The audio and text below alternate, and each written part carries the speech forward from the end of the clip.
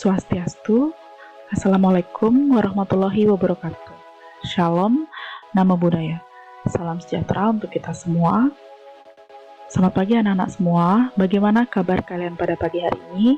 Semoga dalam keadaan yang sehat dan selalu semangat ya untuk mengikuti pembelajaran daring.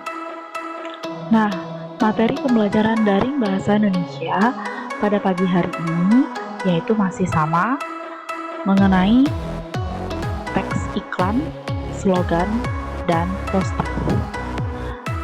Namun, jika sebelumnya kita membahas mengenai menyimpulkan isi dari teks iklan, slogan, dan poster, nah, pada hari ini kita akan membahas mengenai KD 3.4, yaitu tentang menelaah pola, penyajian, dan kaidah kebahasaan dari teks iklan, slogan, dan poster. Nah, di sini kita akan membahas dua hal penting. Yang pertama mengenai pola penyajiannya, kemudian yang kedua mengenai ciri kebahasaannya. Ya, kita akan membahas pola penyajian dari teks iklan, slogan, dan poster terlebih dahulu. Nah, untuk pola penyajian iklan, slogan, dan poster dibagi menjadi 3. Yang pertama, kita akan bahas pola penyajian iklannya terlebih dahulu. Untuk pola penyajian iklan, ini terdapat gambar seperti berikut ini.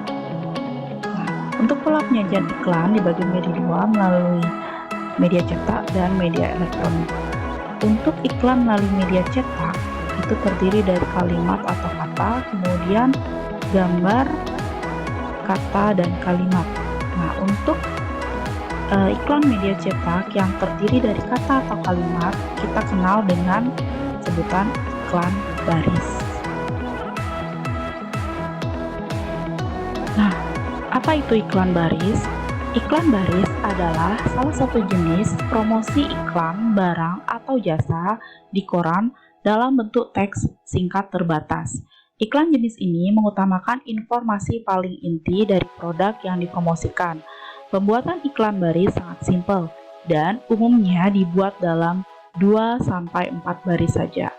Nah, berikut ini contoh dari iklan baris seperti motor dijual, Honda. Nah, di sini terdapat 4 baris saja ya. Kurang lebih contohnya seperti ini.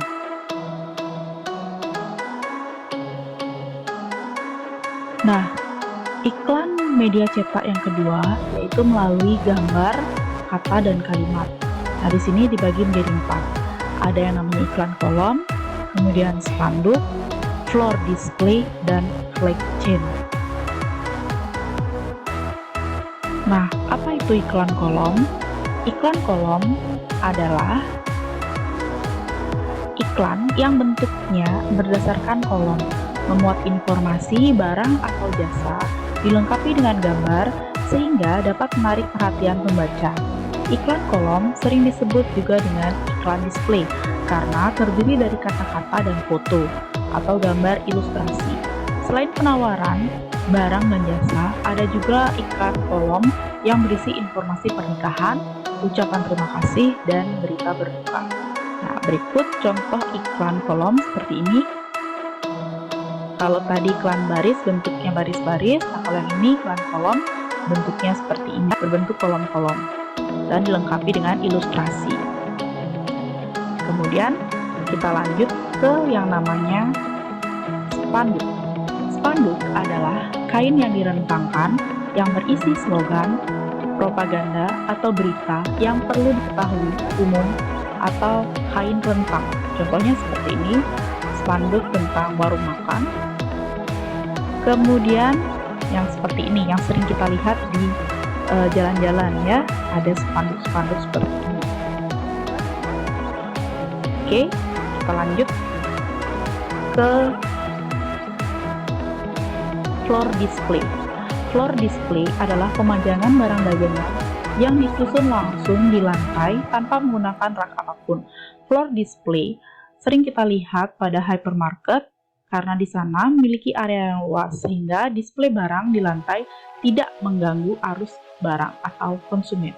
contoh floor display seperti ini, ya, tidak menggunakan rak, tapi hanya menggunakan hambalan seperti ini. Ada ini bentuknya. Oke, kita lanjut ke yang namanya flag chain. Flag chain adalah media iklan berbentuk bendera dengan ukuran kecil yang dibuat dari bahan plastik atau paper yang disablon atau di screen printing, sehingga daya tahan warnanya itu sangat lama.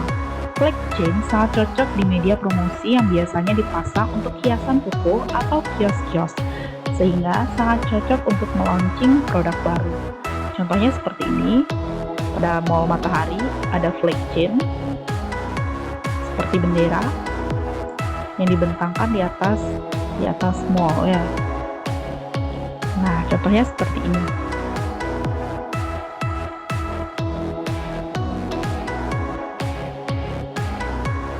Ya, selanjutnya kita akan membahas pola penyajian iklan dalam bentuk media elektronik. Nah, di sini dibagi menjadi 3, ada berupa gambar, kata atau kalimat, yang kedua berupa suara, yang ketiga berupa suara, gambar, tulisan, dan gerak. Nah, untuk pola penyajian media elektronik berdasarkan gambar dan kata atau kalimat itu bisa melalui iklan pada internet.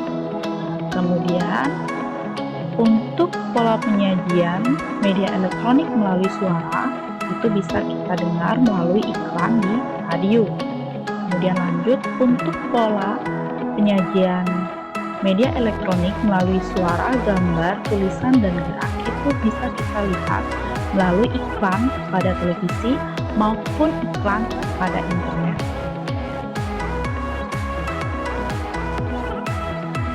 Oke, kita lanjut ke pola penyajian slogan. Nah, di sini untuk pola penyajian slogan dibagi menjadi 2 juga, melalui media cetak dan media elektronik. Untuk pola penyajian slogan melalui media cetak itu terdiri dari kata atau kalimat. Contohnya itu slogan pada plakat ataupun kaos. Kemudian untuk pola penyajian slogan melalui media elektronik itu dibagi menjadi 2. Yang pertama melalui kata kalimat, itu bisa kita lihat melalui slogan pada web di internet. Kemudian untuk pola penyajian media elektronik melalui kalimat dan suara itu bisa kita lihat melalui slogan yang disampaikan dalam siaran radio.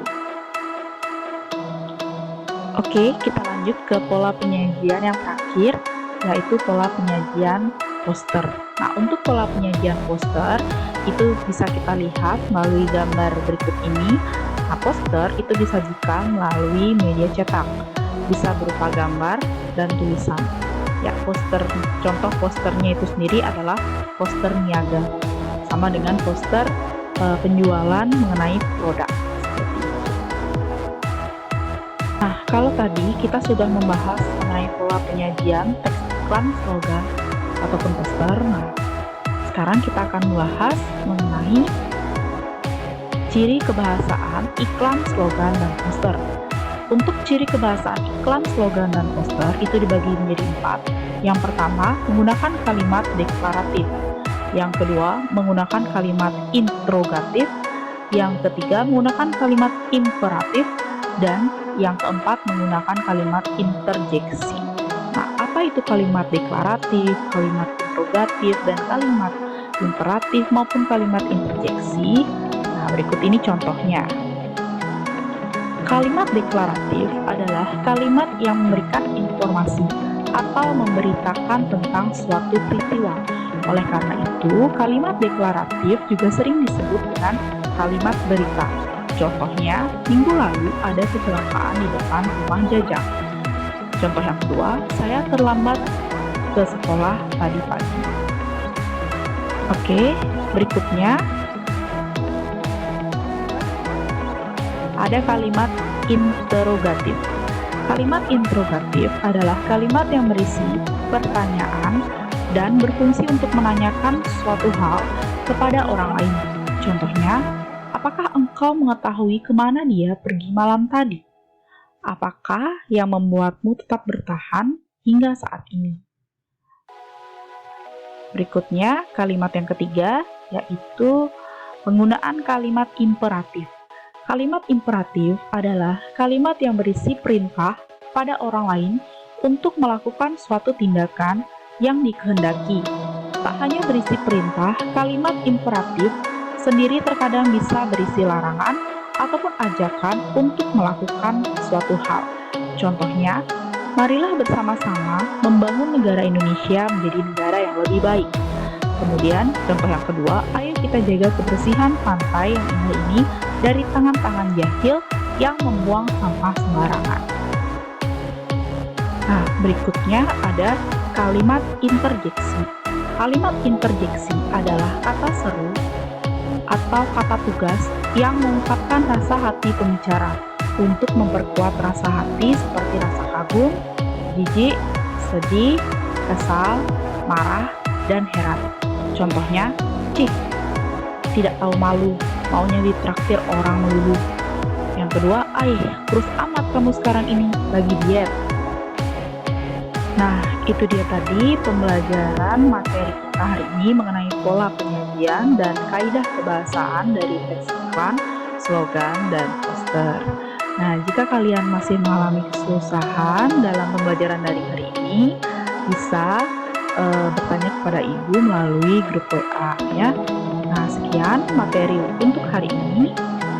Jika ada salah-salah kata, Ibu mohon maaf yang sebesar-besarnya. Sekian dan terima kasih.